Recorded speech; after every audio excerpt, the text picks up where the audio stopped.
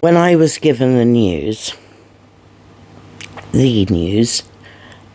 I was sitting with an oncologist who I had met once before, and she showed me the CT scan, the most recent one, because life becomes full of blood tests and scans and the odd biopsy thrown in for good measure.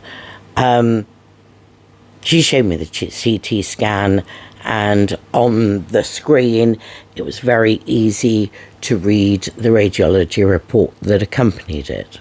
They were very clear about what they could interpret from the scan.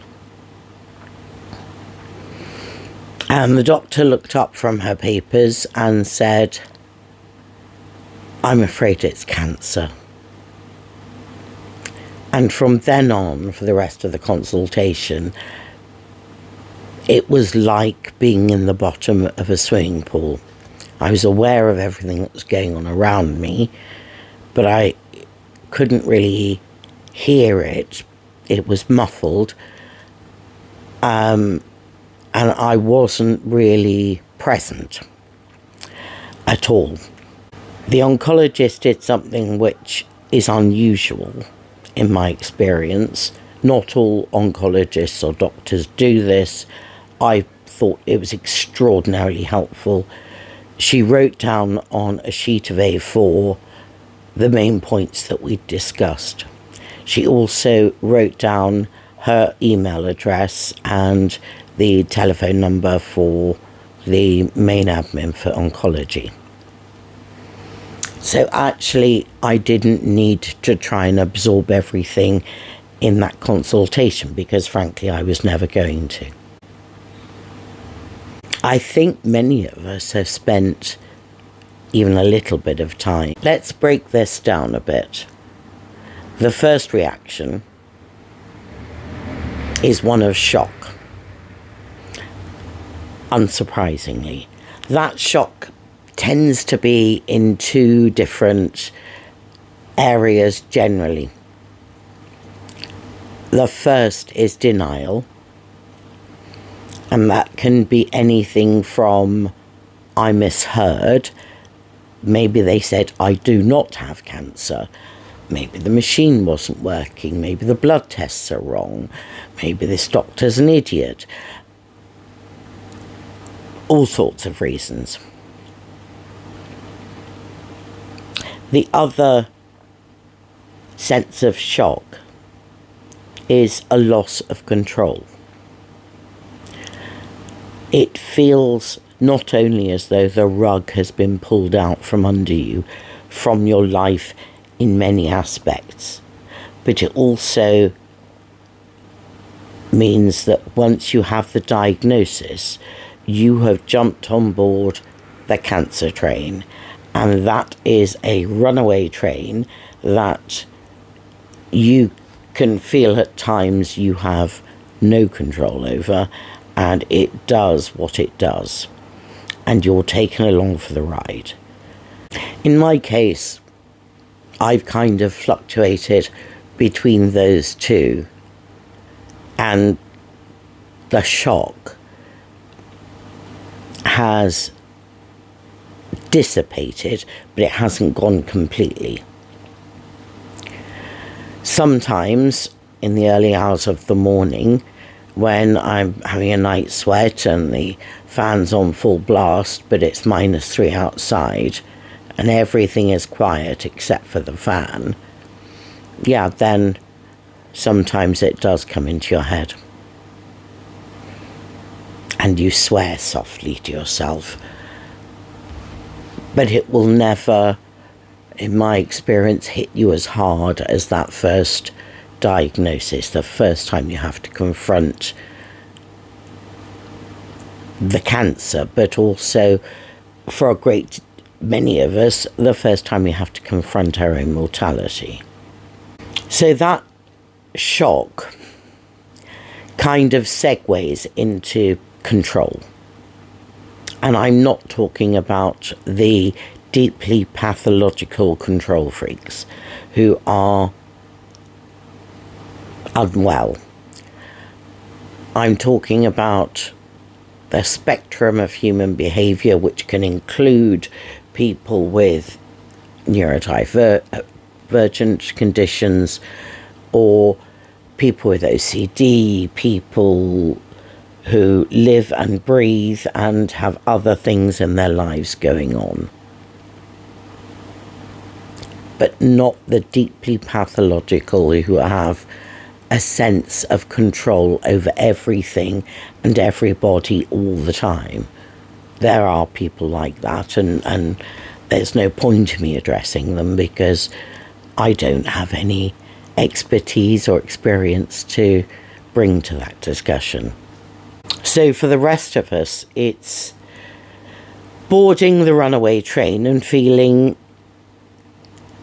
there must be something I can still control. And when you're searching for the element of control or elements that you still have, there is this overwhelming feeling that someone has pulled the rug from out of you, and that rug was your life, and now it feels as though everything has changed. In some ways, I've discovered this is a feature of being a cancer patient, that you don't have total control, but you do have the opportunity to control certain things, and what those things are is very much dependent on you. It's very much dependent on you and how you respond and how much information you need. And that's not fixed in stone. That will change as you get more used to having cancer, as the treatment progresses. Some days you feel more healthy than others. Sometimes you just feel really awful. And so the way in which you approach it can change. And people will have to accommodate that, because ultimately it is your cancer. But there is a very fundamental thing about cancer, which I can only imagine must be true of people with certain types of serious chronic conditions. And that's the feeling that your own body has betrayed you. It's gone off and done this wild thing on its own. You didn't ask them to, and there is absolutely no point in torturing yourself or allowing yourself to be tortured by thoughts of, did I cause this? Is this my fault? It does nothing. It has no value to you, and you need to stick to the things that you can control. What's past is past, and so little is known about the causes of cancer that you probably will never get an answer. Then after you've been wading through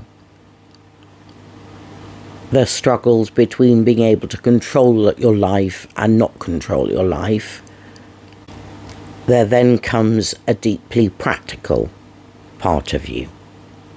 And all these will wax and wane on their own terms, and also depending on your own life. But the practical stuff can hit very hard. The practical stuff can hit very hard, because the practical stuff involves, how will I tell my loved ones? How will I tell my own children that I have cancer? How will my work be affected? I've just got a new job. I've just started my own business. I've just got engaged. It could be, I've just moved house. that there is never a good time to have cancer, and it can throw out so much that you thought you were building as part of your own life. That doesn't mean it's all gone. That means elements of it are going to have to be approached very differently from the way that you thought in the beginning. And it does feel as though everything has been taken from you, and it hasn't. And acceptance maybe is the part where you start realizing there are bits that can't be taken from you. Maybe they're not in the way you want them, but they're still there. And other things, yeah, it will mess things up. I was waiting for a PET scan, and I was talking to the guy next to me, and we were chatting about our lives and our cancer. And for him, he had just been accepted in the Royal Navy for officer training. And that was going up in smoke. And so he had to deal with that. And I do want to spend a lot of time. There will be a number of videos dealing specifically with mental health, because although, in my view, lip service is paid to mental health, I don't think it's understood how complicated one's own mental health can become. A Macmillan nurse. Macmillan nurses are from a charity called Macmillan that we have in the UK, and these are nurses, it's a nursing-led service that is specifically for patients and people around them who have cancer. So they also provide services to the loved ones, the children, the parents, all sorts of people who are affected by cancer. And the nurses are the bit that's famous, the Macmillan nurses, and they are fantastic in my opinion. But Macmillan has huge amounts of other things. They have information officers who know just so many things. They have welfare rights people who can advise you on housing or what benefits and services are available to cancer patients. If it wasn't for them, I would not have realised that I get free prescriptions, whether they're directly connected to my cancer or not. If they're an NHS prescription, once you are diagnosed with cancer, those prescriptions are free. Those sorts of kind of handy hints, Macmillan are great at. Or they have a hotline where if you want to speak to someone and just talk in a way that you don't feel you can to your partner or to anyone else, they will listen. They also have an enormous stock of practical and helpful advice.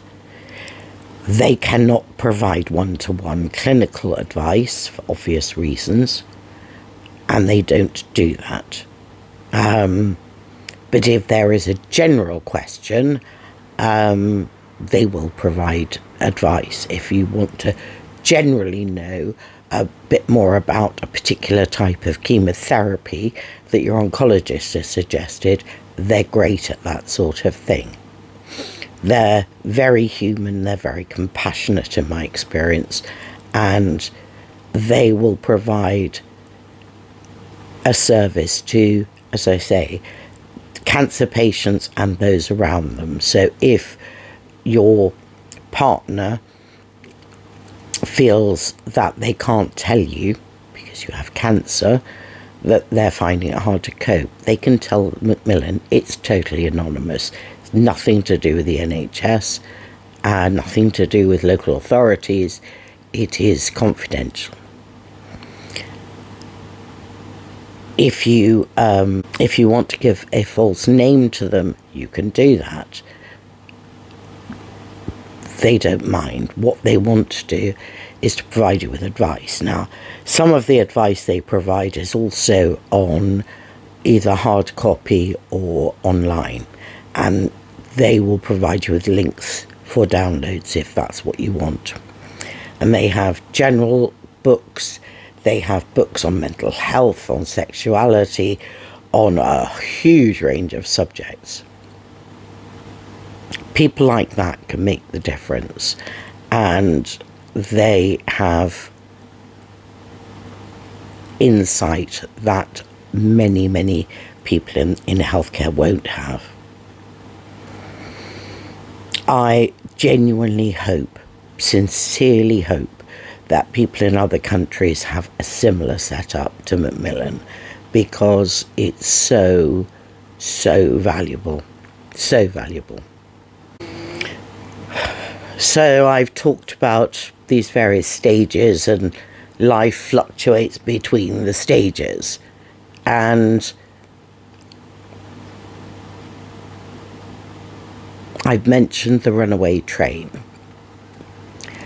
For me, that's the hardest one, because that is very much ongoing, where you feel as though at times you're doing battle, and you shouldn't have to feel like that. You've got enough to cope with the cancer.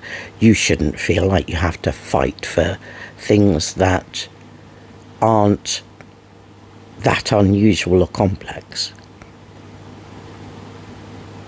But if you were going to fight for anything, your life, and I don't just mean whether you live or die, I mean the life that you are choosing for yourself, is worth a bit of fighting, in my opinion. When we meet again, I will talk more about some of the things that I went through in terms of diagnosis. And because there is so much to cover, I will probably do it in 2 parts. I'm very grateful for you getting to the end, and I really want to say thank you, and I'll see you soon.